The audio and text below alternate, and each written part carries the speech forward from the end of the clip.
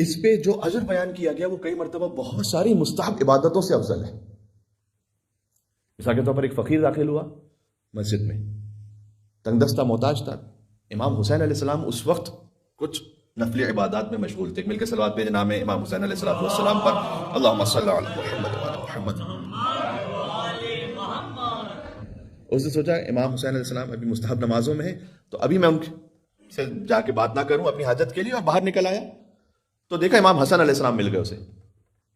تو امام حسن علیہ السلام سے اس نے کہا کہ اے فرزند رسول میری حاجت ہے، آپ پوری فرما دیجیے. امام حسن علیہ السلام نے اس کی حاجت روائی فرمائی اور پھر اس کی تربیت کے لیے پوچھا اس سے کہ تم نے میرے بھائی حسین سے کیوں نہیں کہا؟ کہا کہ مولا میں جب مسجد میں گیا تو وہ عبادات میں مشغول تھے، اس لیے میں درمیان میں مخل نہیں ہونا چاہتا. تو امام حسن علیہ السلام نے فرمایا، میں نے عرض کیا یہ اس کی تربیت کے لیے اب امام حسن علیہ السلام کہہ رہے ہیں، ورنہ حسن اور حسین تو دونوں ایک ہی نور ہیں. فرمایا کہ یاد رکھو کہ یہاں بظاہر جو لفظ ہے وہ مومن کا بھی نہیں ہے، کسی بھی انسان کا ہے، جو اس وقت میرے ذہن میں روایت آ رہی ہے.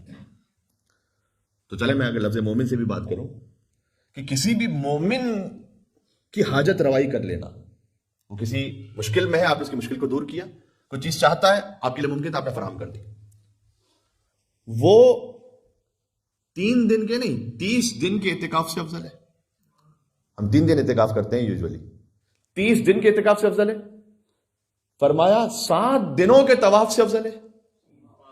طواف میں 7 چکر لگاتے ہیں، 7 چکر لگاتے ہیں اور طواف پورا ہو جاتا ہے. 7 چکر نہیں، 7 دن کے طواف سے، اور 2000 مستحب نمازوں سے افضل ہے. امام صلی اللہ علیہ وسلم مل کے صلوات بھیجے گا محمد و آل محمد پر. اللہم صلی اللہ.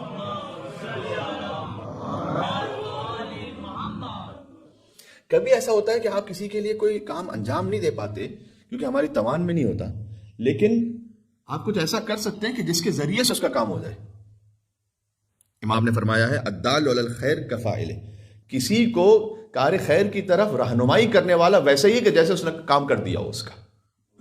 بلکہ ایک حدیث میں یہاں تک آیا کہ اگر 80 کا امام نے استعمال کیا، اگر 80 لوگ کسی کار خیر میں شریک ہوں، کئی دفعہ ہوتا ہے کہ 5-6 واسطوں سے جا کے پھر کام بنتا ہے، ہوتا ہے ایسا.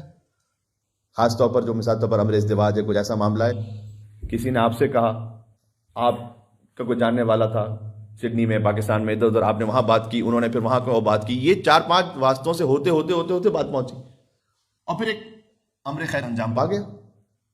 امام نے فرمایا کہ اگر 80 لوگ بھی ایک کار خیر میں شریک ہوں تو اللہ کے ہاں بخل نہیں ہے، اللہ سب کو برابر سے اجر عطا فرمائے گا. سبحان اللہ. ایک مل کے اور صلوات بھیجتے نام امام حسین علیہ السلام. کار خیر کہیں پر بھی آپ کے لیے کوئی ممکن ہے نا، چاہے چھوٹا سا اپنا حصہ ڈالنا، شریک ہو جائے، کبھی مشورے کے ذریعے سے، کبھی کوئی وسیلے کے ذریعے سے. ائمہ علیہ السلام کی جو زندگی میں ملتا ہے نا، ہم تو وہ کر بھی نہیں سکتے، شاید ہم سے ایسا مانگا کہ، لیکن ان کی ایگزامپل اتنی پرائم ہے. اب امام علی نقی علیہ السلام کے پاس ایک شخص آیا، اس نے آ کر کہا کہ فرزند رسول میرے پاس قرض بہت زیادہ ہے، آپ میری مدد کیجیے میں قرض ادا کر دوں. امام نے اس وقت فرمایا، بظاہر نہیں تھا امام کے پاس کچھ کہ اس کو فوراً دے سکتے. امام نے کہا کچھ نہیں اس وقت، لیکن ہم تمہارے لیے یہ کر سکتے ہیں کہ تمہارا قرض اپنے اوپر لے لیتے ہیں، تمہارا قرض اپنے اوپر لے لیتے ہیں. اس نے کہا فرزند رسول یہ تو بڑی زیادتی ہے، میں تو ایسا نہیں کر سکتا. امام نے کہا نہیں، جب ہم تم سے کہہ رہے ہیں تو ٹھیک ہے کر لو. اور امام نے کہا اب یہ کرو کہ کل میں آؤں گا مسجد میں، تم بھی آنا اس وقت، اور مجھ سے ایک قرض خواہ کی طرح، جیسے میں تمہارا مقروض ہوں، سب کے سامنے کہنا کہ اتنے عرصے سے آپ نے قرض لیا ہوا مجھ سے، تو واپس کیوں نہیں کرتے، یہ میں نقل بل مانا کرو. امام نے اس سے کہا کہ بالکل ویسے ہی مانگنا کہ جیسے میں تمہارا مقروض ہوں. اور بہت عرصے سے، جو میں مثال دے کے سمجھانے کہہ رہا ہوں کہ بہت عرصے سے جیسے مثلا قرض نہ ادا کیا ہو تو کیسے کوئی انسان طلب کرتا ہے، کہتا ہے فرزند رسول میں یہ نہیں کر سکتا، یہ ممکن نہیں ہے. امام نے کہا جب ہم حکم دے رہے ہیں تو یہ کرو گا. بہرحال ایک جگہ تعبیر شاید اس طرح سے بھی ملتی ہے کہ حتیٰ اگر میرے گریبان کو پکڑ کے بھی کہنا پڑے تو کہنا کہ میرا قرض ادا کرو. کون ہے جو اپنی عزت اور آبرو کو اس طرح سے لگائے؟ میں نے کہا ہم سے یہ نہیں مانگا گیا، ہم یہ کر بھی نہیں سکتے، لیکن انہوں نے ایگزامپلس اتنی پرائم سیٹ کر دی کہ اس کے بعد پھر تاکہ ہمارے لیے پھر کوئی عذر باقی نہ بچے کہ تم اپنی اپنی سطح پر کوشش کر کے کام بڑھاؤ آگے لوگوں کی. بہرحال وہ آیا اور اس نے اسی طرح سے جیسے امام نے حکم دیا تھا. اب لوگ دیکھ رہے ہیں کہ فرزند رسول امام علی نقی علیہ السلام اس سے ایک شخص اس طرح سے مانگ رہا ہے. اللہ اکبر. بظاہر یہ واقعہ اس وقت کا کہ جب امام سامر آ چکے تھے تو کسی نے متوکل کو جا کے خبر دی. امام بھی جانتے تھے, دیکھیں, متوکل کو جا کے خبر دی کہ امام علی نقی علیہ السلام کے ساتھ ایسا ہو رہا ہے. اس نے اپنے ذہن میں سوچا کہ یہ موقع ہے کہ ان پر کوئی احسان کر دو. اس نے کہا سر مثلا 10,000 درہم تھے جتنے, جا کے انہیں دے دو تاکہ قرض ادا کر دیں. وہ متوکل کا ایک مامور آیا, اس نے وہ 10,000 درہم دیے امام کی خدمت میں. امام نے جا کے اسے دے دیے. یعنی امام نے ایک ظالم سے جو اس کا ناجائز مال ہے وہ بھی نکلوایا اور اس کے بعد ایک مومن کی مدد بھی کی,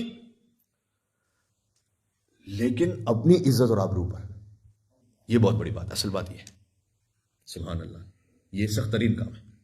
بہرحال لیکن آپ کو ائمہ علیہ السلام کی زندگی میں نظر آئے گا, جن مومنین نے بعد میں جوائن کیا. من سے کہوں اللہ تعالیٰ نے 6 مقام قرآن میں جہاں پر کہا ہے کہ نیکی کرنے میں سبقت کرو, نیکی کرنے میں جلدی کرو.